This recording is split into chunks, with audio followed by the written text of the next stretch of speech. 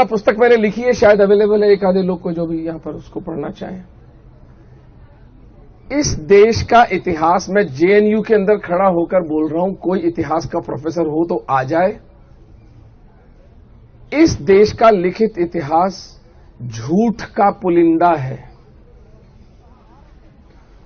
और उसको सिद्ध करने के लिए पहले तो मैं आपको बताता हूं कि बॉलीवुड किस तरह के हमारे माइंड को कैप्चर करता है। आप में से अधिकतर लोगों ने मुगले आजम देखी होगी।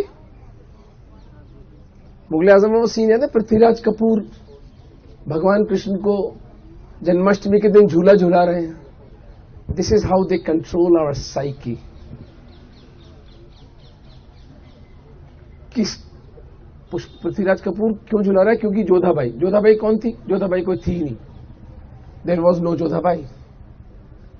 जयपुर के राजघराने की एक नौकरानी हरखू भाई का विवाह जयपुर के राजपूतों ने अकबर से कर दिया था अपने जान छुड़ाने के लिए, और यह सिद्ध हुआ है, ये बुक में मैंने सिद्ध किया है। किंतु उस हरखू बाई का भी पहले धर्मांतरण किया गया अकबर से विवाह से पहले, जिसका नाम मरियम उल जमानी था। मरियम उल जमानी की कब्र आज भी आगरा के किले में है, जो भी जाकर देखना चाहे देख सकता है। तो ये जो जन्माष्टमी के दिन भगवान कृष्ण को झूला झुलाया जा रहा था,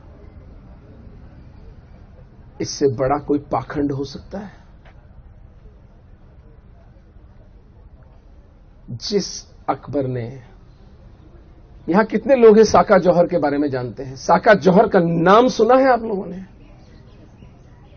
यह दुर्भाग्य है प्रारब्ध इस देश का।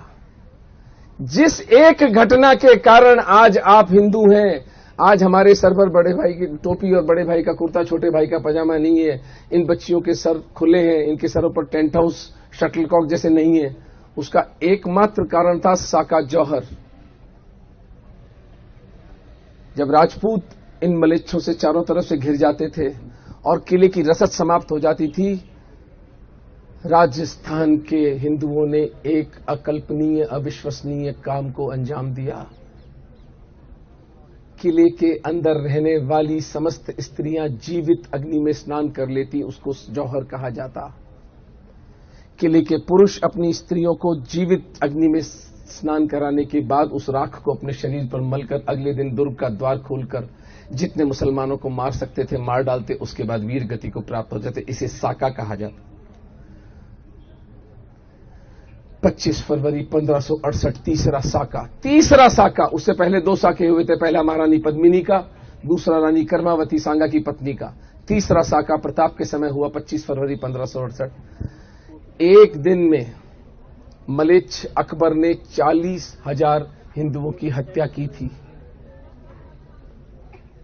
हम कैसे लोग हैं? हम कैसे लोग हैं सर 40,000 हिंदुओं को मारने वाले अकबर के ऊपर मुगले आजम बनती है, और आप और मैं पॉपकॉर्न चबाते हुए उस मूवी को देखते हैं। कहीं दुनिया में ऐसे लोग देखे हैं आपने?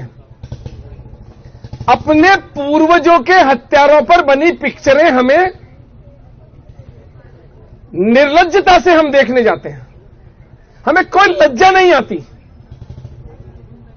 और हमारा डिफेंस क्या है? हमें तो पता नहीं था। आपको पता है जो क्रिमिनल ज्यूरिस्प्रूडेंस है उसमें आपको कोई कानून का पता ना होना आपका कोई डिफेंस नहीं है। राज्य ये मान के चलता है कि आपको पता होना चाहिए कि किसी को थप्पड़ मारना एक अपराध है। आप ये डिफेंस नहीं ले सकते कि मुझे तो पता ही नहीं था किसी को थप्पड़ मारना अपराध है।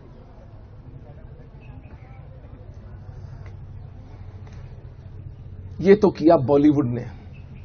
एक हत्यारे को इस देश के अंदर महान करके उसको स्थापित किया गया। यानी एक तो एकेडमिया में हुआ, एक सार्वजनिक, जो आज भी जब किसी हिंदू के शादी में जाते हैं अजीमो शाह शहंशाह का वो बजता ना, वो जब दूल्हा आता है जब अजीमो शाह शहंशाह, ये बात अलग है। अगले दिन अजीमो शाह शहंशाह चड्डी पहन करके ब्रेड की और दूध की लाइन में लगे होते हैं।